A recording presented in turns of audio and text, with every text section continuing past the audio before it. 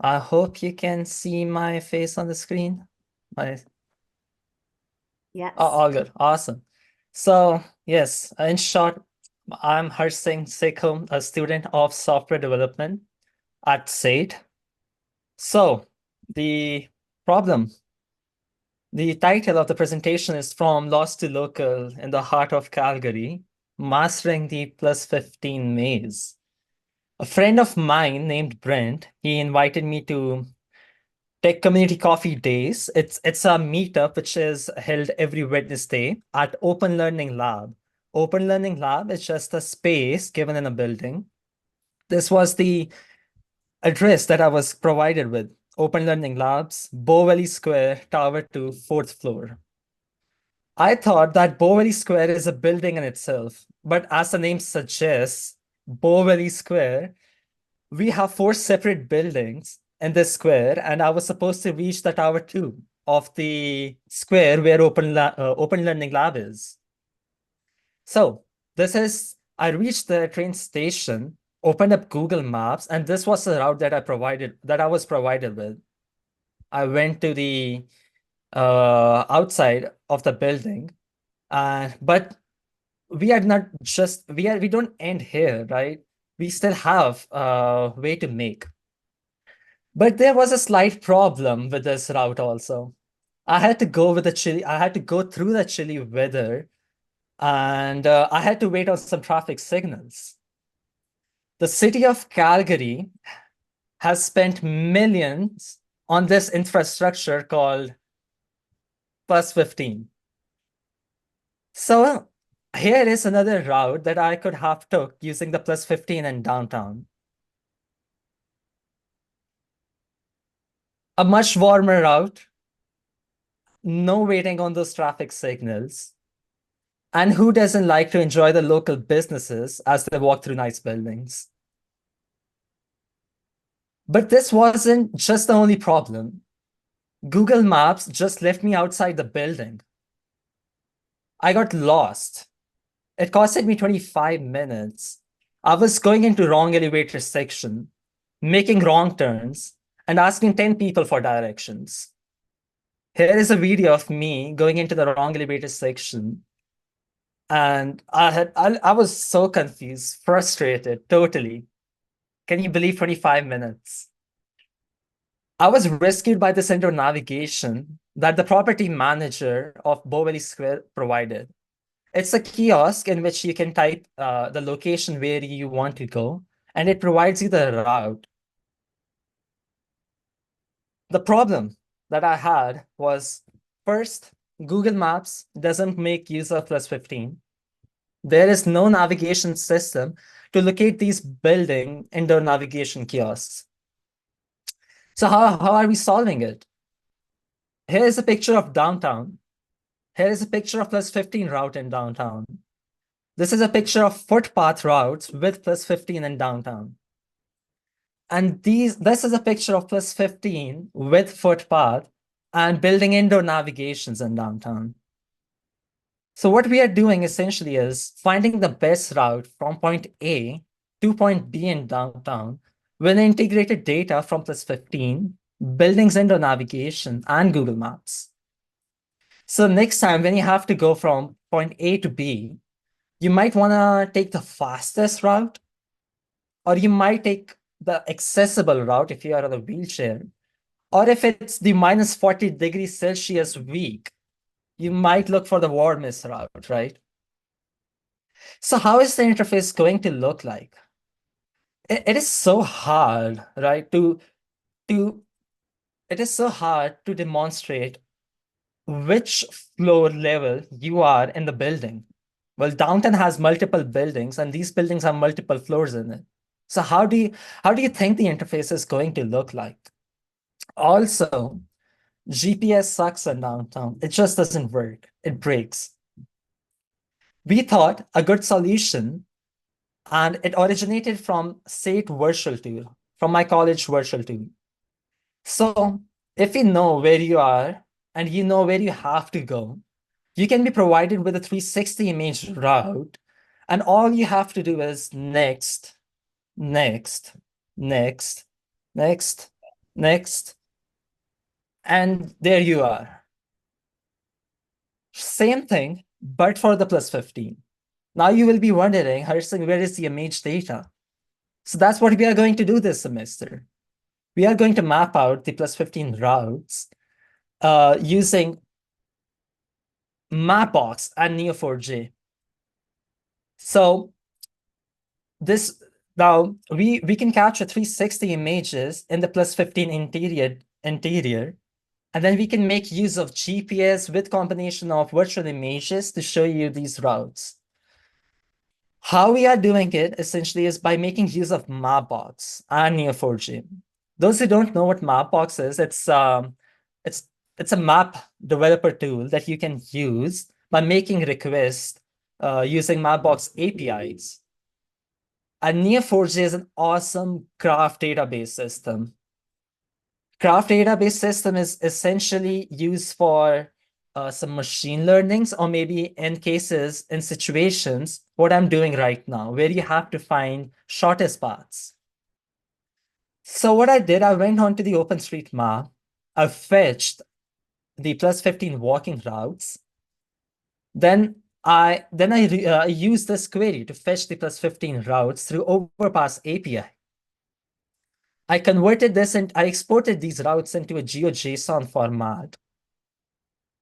And then I created a custom parser to retrieve the coordinates. As you can see that there is a coordinates array right over here. And then I just created a custom parser which retrieved these coordinates and assign UUID to each coordinate. And I exported it to a CSV file. My CSV file looks like this. It has 3 columns, latitude, longitude, and UUID. I stored these CSV data into my Neo4j graph database, and it looks like this. So what is this? This is a node. Node can store properties like ID, latitude, longitude, and essentially these are the nodes which will be storing our image data. Nodes can have relation, and relations can have property as well. Therefore, relation will be storing properties such as distance, like 100 meters. Just to give you a basic idea why I'm using relation is, let's say you have to go from Calgary to Edmonton. Now, Airdrie exists between Calgary and Edmonton. Therefore, you cannot go straight away from Calgary to Edmonton. You have to pass through Airdrie first. So therefore, relations are very essential so you can find proper routes. We will be able to, my database system looks like this on a visual map. These coordinates or these nodes will store image data, and route calculation can be done using algorithms. Let's say we have a route A to reach Open Learning Labs, and then we have a route B. Now I have a question for you guys. What do you think? Which route is much better? Definitely the blue one, right? Because it's much shorter. How do we find it? Thank goodness to the A-star path finding algorithm that Neo4j provides us with, which can be used to calculate the best route using A-star path finding algorithm can be used to calculate the best route when you are going from point A to point B in downtown. I would like to recommend some use cases for this. For example, one of the use cases that I thought would be advertisements. Local businesses can advertise their advertise themselves on these plus 50 navigation system. It can, like how Uber and Skip the Dishes uses Google Maps to navigate their drivers to a certain place to provide services to customers. It can also help local businesses to provide doorstep delivery in downtown. Let's say you are in an office within downtown building, and you need to reach from and you want doorstep delivery because you are in a important meeting or whatever. These services can be used to provide you such delivery. And it can also be used for embedded navigation email. Let's say if you are organizing an event and you want to provide instructions to how you are going to navigate to that specific room in a building, there you are. It can also be used to analyze for traffic, and it's scalable. Not Calgary is not only the Calgary is not the only downtown to have plus 15 like structure. So we have Minneapolis, Toronto, Montreal, and I've listed these 10 cities which have a similar infrastructure for navigating downtown. So in a summary, Google Maps doesn't make use of plus 15. A customized navigation system can be created using different data systems. Navigation system has the potential to provide warm and enjoyable routes to users. Google Maps is like Google Maps is utilized by a ton of different businesses. Similarly, this application has the potential to give birth to other use cases as well. And guess what? Calgary is not the only city that has downtown navigation problem. So that is the end of my talk. And if you want to learn more of how I'm doing it, feel free to reach out to me on my LinkedIn. And the end. Any questions?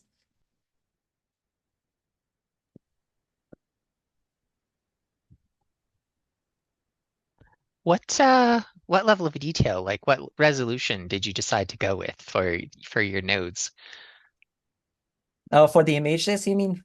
No, Right? no, no. I mean for like the spatial resolution, like the distance Oh, between nodes. okay.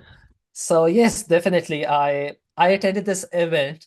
It was through Big Geo at Platform Calgary in Privacy DataCon, and they talked about that they were talking about that the platform Calgary can be located. The whole platform Calgary can be located using a decimal system up to 6 digits. So after the point, if we use 6 more digits, platform Calgary can be located easily. So I believe if we go 2 more digits, let's say eight decimal points, then it would be a much better way to provide a precise um, navigations among these small spaces. Yes. Ooh. Shreya, you had your hand up next.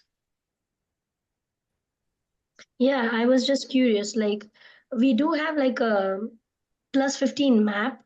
If you know, like, there's a sample map that we use. So, are you using the same data from that map, or is it It's some? I believe that that map was also created from OpenStreetMaps, I believe. And also data.calgary their website have all of these polygons or these information available on their website. And yeah, I mean, we have different sources from where we can use the same data. Yes. And one more question. So, are you planning to like? Will it be in a different map like we have right now in plus 15, or are you planning to get it into the Google Maps? So with the help of Mapbox API, I believe you can create your own whole pedestrian thing. Currently, we are just excited about creating this, but for sure, I mean, let's see what the future is. I mean, I'm just very excited about the project itself. Yes, Yeah. but definitely a lot of potential mm, Yeah. opportunities. Yeah, that's definitely interesting. Yeah. And Forrest, you have another question? I think with the previous answer, you was partially able to answer it, but plus 15 navigation has been a problem for a long time. Why do you think Google hasn't solved it yet? Because arguably the most difficult place to navigate in the world is Tokyo Station. They have 159 exits. Japanese people don't know how to navigate it. I lived there and I didn't know how to navigate it. Yeah. But Google did a very good job of making a map for it. why is there's nothing for plus 15? Yeah. Well, I don't know really. I don't have the answer. Why didn't Google did it? But I'm doing it. So there's questions from Jay as well. Okay. He has two questions. How did you build the map slides, first of all? And second, it's So often hard to navigate indoor spaces due to having to traverse vertical spaces. Have you thought about how to incorporate altitude data along with your existing longitude and latitude data? that's a really nice question. And I definitely I can re-share my screen for this one? Oh, you're already sharing Yeah. your screen, I think. Oh, am I? Oh, slide. Yeah. my bad. Can you see this AutoCAD building data? Wow. Yeah. So if I go over here, so this is just a small piece of the AutoCAD data that I got it from the Data Calgary website. You won't believe the Calgary website has the whole 3D data, AutoCAD data of whole Calgary city. I'm pretty sure it has the 3D data of your house as well if you go there. And I luckily if I started working on a small prototype at the moment. I was I went to my, oh my goodness, just give me a second. So if I go on my Miro board where I have all of the information collected,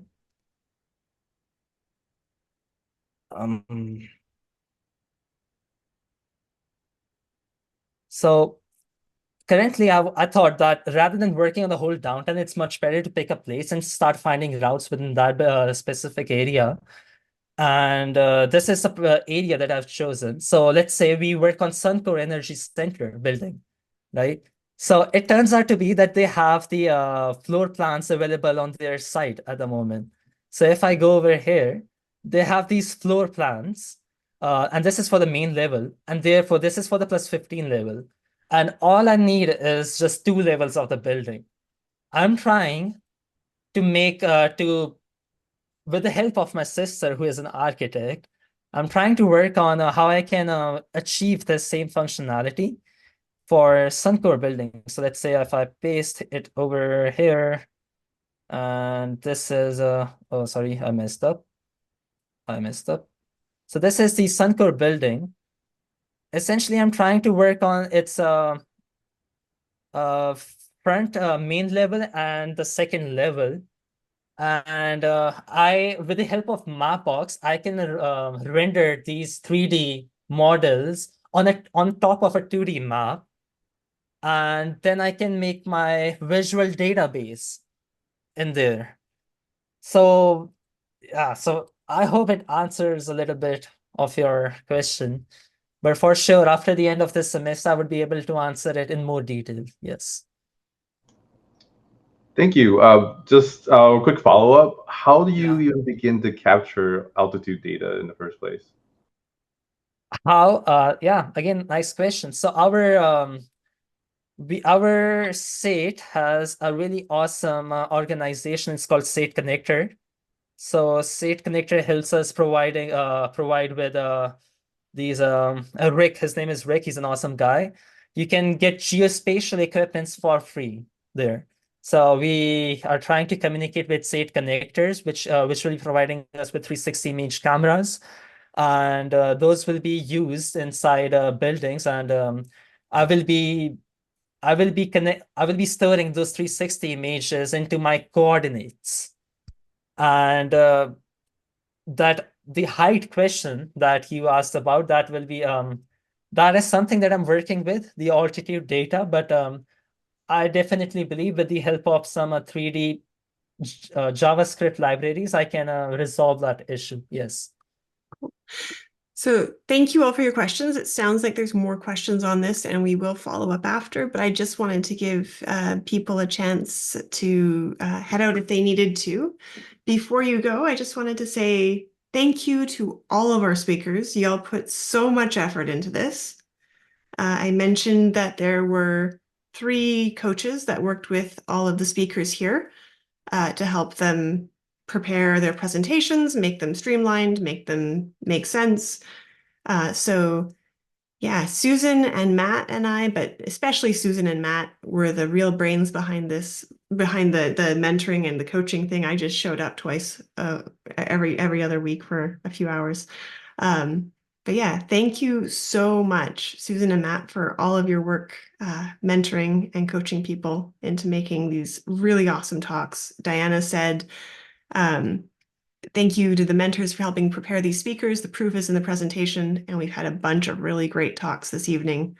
So thank you, yeah, to the mentors and to the speakers. This is recorded, so we will be posting it on our YouTube channel, and I really hope my other organizers here will keep me accountable to that, because y'all know how good I am at remembering to do that. Yeah. Anyways, if you would like to head out, you can. Otherwise, we can continue the discussion about Harsingh's presentation or other presentations that you saw tonight. Thank you. Cool. I just have one question about location tracking. Are you planning to use the user's phone to track the live location? Live location. Well, that's something we haven't faced at the moment. Currently, we don't have any thoughts about that, but currently we are just concerned about finding the best route. And So you know how you're there's going to input, the user has to input their actual starting point then. yeah, their starting point, I believe. Maybe definitely, yeah. Location data is special because it's not one of the things that you would think of as being particularly sensitive to store or track, but it is incredibly sensitive to store or track. And yeah, Yeah. I understand why you are coming from the perspective of entering your location rather than storing it initially, because you want to make a lightweight MVP. Because I'm building something else similar, not similar, but it's has to understand where the user's location is, but I'm having ridiculous amounts of trouble trying to track a person inside a building. Yeah, I mean, I actually read about it, but with the help of it's something that is not possible through GPS, but it is possible through internal Wi-Fi system that they are connected to, or Bluetooth technologies. That's what I read online, but yeah, it's pretty hard. Yes, it is. Shreya had a question about which website did you mention for getting a 3D floor plan? Oh yeah. All right. I have just to understand your question very well. Do you mean the floor plan or the 3D models? I mean, like the actual floor plan that I showed you You for mentioned Sekhon? that you mentioned, right, that City of Calgary has some websites through which you can pick all the whole Calgary's Oh 3D yeah, image. Yeah. 3D image, 3D data. Yes, that is I'll definitely put that in the chat. Thank you. There you go. Yep. And you can also download it in a specific DWG format, which can be used in AutoCAD and other architecture tools. And yeah.